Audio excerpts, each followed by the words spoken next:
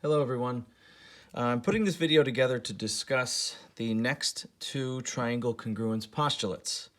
That would be angle side angle and angle angle side. Now let's remember from the previous section that the organization of the letters really tells you where the position of the angles and sides are, right? So for example, we'll start off with this first one. Angle side angle congruence postulate. Now take a look. We have two A's on the outside, the S is between it. So that must tell me, before I even read this, that the side will be between the two angles in each triangle. So here's what it says. If two angles and the included side. Now let's remember, after what we just wrote in our last section, guys, the included side here would be the side between the two angles. So I'm going to start that over. If the two angles and the included side, or the side in between of one triangle, are congruent to two angles and the included side of another triangle, then the triangles are congruent. So here's what I wrote down. Okay, I said let's pretend that we were given these facts. Let's say we were given angle B is congruent to angle M. I have that marked in blue, right, with the arc and a dash. And then let's say they also told us that angle RGB, let's go trace that, RGB. Remember, the middle letter is the vertex, right? So I have that in double green here, right? RGB is congruent to angle KGM, KGM. So these two angles here. So guys, right off the bat, I have two angles in one triangle congruent to two angles in the other. Now, I also want to notice that they told us that G is the midpoint of BM. So let's think about that, guys. If G is the midpoint of BM, then that must mean that G is splitting BM into two equal pieces. So what I'm going to do is I'm going to mark BG the same length as MG. So now let's take a look at the pictures that we have here. So on the left triangle, here I'm just going to kind of cover this, right? On the left triangle, triangle RBG, guys, notice I have two angles and the side between it. So look, angle, side, angle. On the other one, I have the same exact thing, two angles and the side between it. Again, angle, side, angle. So what I'm going to say here is these two triangles are congruent by the angle, side, angle congruence postulate, right? The side is between the two angles, and now I'm going to match up my letters. So since I started this off as triangle RGB, let's go trace that. RGB. Then I'm going to match that up with KGM, all right, in the same order. All right, and that is the angle side angle congruence postulate. Now I'm going to scroll this up a little bit, and let's look at our fourth triangle congruence postulate. Now, this is read as angle, angle, side. Now, guys, right off the bat, immediately, notice that the S is not between the two A's, which would mean the side is not between the two angles. All right? So it says, angle, angle, side congruence postulate, if two angles and the non-included side, so that's the one not between the side of one triangle, are congruent to the corresponding angles and the non-included side of another triangle, then the triangles are congruent. So that's a little confusing. So what I want to do is try to make this a little simpler. Angle, angle, side occurs when you have two angles and the side not between it. Okay? So as of right now, let's take a look here. They are giving us the fact that RB is congruent to MK. So I have that marked with the green double dash. Okay? RB MK. So it seems like these triangles are upside down from one another, but I'm going to keep going. They also tell us that angle B is congruent to angle K. So if you can see that right there, I have it in double blue. All right? So now you can see this angle is congruent to this angle. That tells me that these two triangles are upside down from one another. Now at this point in time, it doesn't look like I have enough information. Okay? I only have one pair of angles and one pair of sides. So that's 1A, 1S. But I always want you guys to remember that whenever you see vertical angles, we should be marking that, okay? Vertical angles are always congruent. So what I'm going to do is I'm going to mark the fact that I have vertical angles, All right, and that gives me my second pair of angles. So maybe I'll just state that here. Now be careful of your order here, guys, watch. RGB, that pink angle, right? So I'm going to say angle RGB is congruent to angle what? Now RGB, this one's upside down. So I'm not going to start up top like I did here. I'm going to start down below. I'm going to say angle MGK. All right, cool.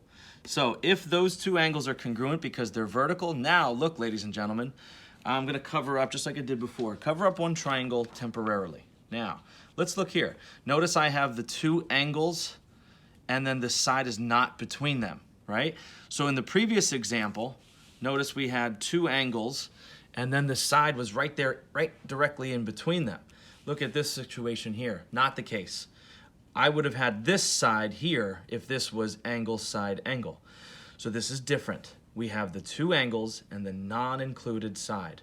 Therefore, angle, angle, then the side. All right, and I have the same thing on the other side. So by the angle, angle, side congruence theorem, these triangles are congruent. I'm going to make sure I write my statement here now. And I'm going to say triangle RBG. Let's trace it. RBG is going to be congruent to MKG. All right, cool. So now just to finish up here, here's a couple examples down the bottom. This is all on page 8. You guys should be writing these notes down and doing these questions with me. Okay, you should have this right next to you. So now it says in the directions, decide whether the triangles are congruent. If yes, provide a congruence postulate and a congruence statement. Make sure each corresponding part matches. All right, here we go. So I look at this figure here. It looks like I don't have enough information.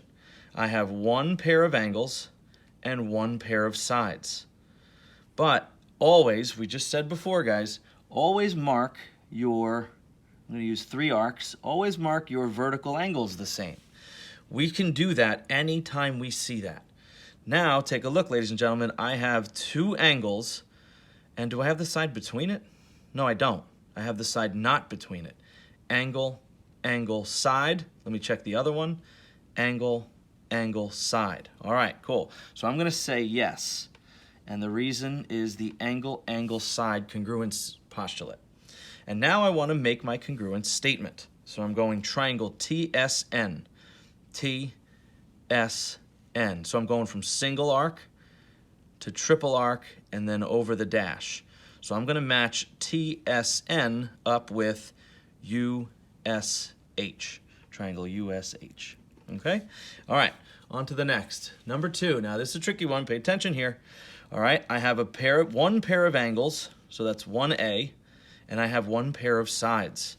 So I have an A on each and an S on each, an angle and a side on each.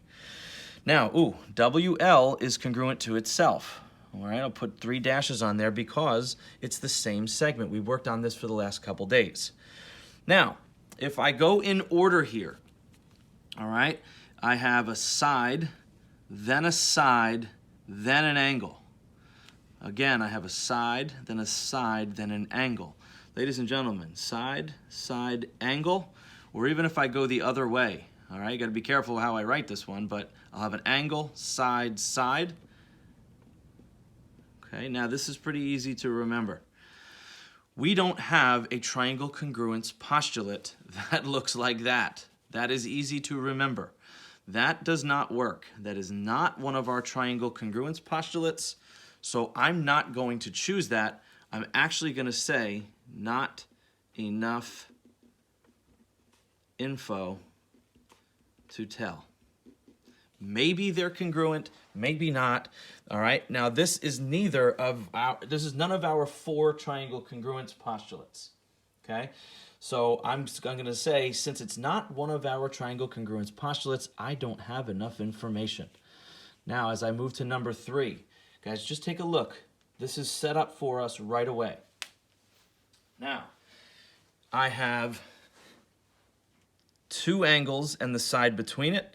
I have 2 angles and the side between it. I don't have to mark anything on my own, but I have angle, side, angle, angle, side, angle. So I'm saying yes. by the angle, side, angle congruence postulate. Make sure the S is between the A's. And I'm going to match up my letters here, right? I'm going to organize them the same way. A, B, C. They look like they're facing the same way, so I'm going to match that up with triangle D, E, F. All right, cool. Almost done here. Last three. So now all three of these are the same diagrams, but they have different information marked. Really important here. So here's what we're going to do. I'm going to notice right off the bat I have one pair of sides, right? One side in each, and I have one angle in each. Always, ladies and gentlemen, let's mark the 1, 2, 3. You could use 2 dashes, 3 dashes, whatever you want. But guys, look, I have two sides and the angle tucked beneath it or inside of it, right? Watch.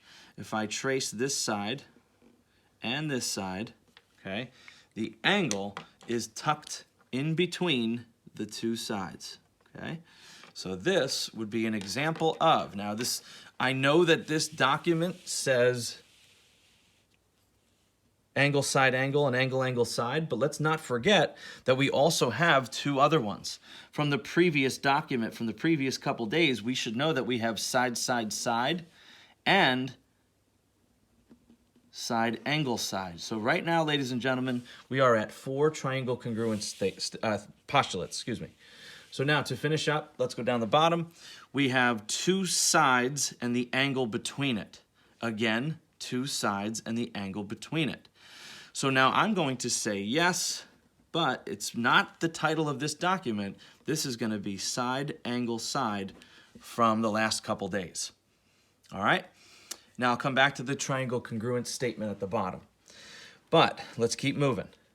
All right, the middle one, number 5. Again, I have single dashes, double dashes. Don't forget, AC is congruent to AC.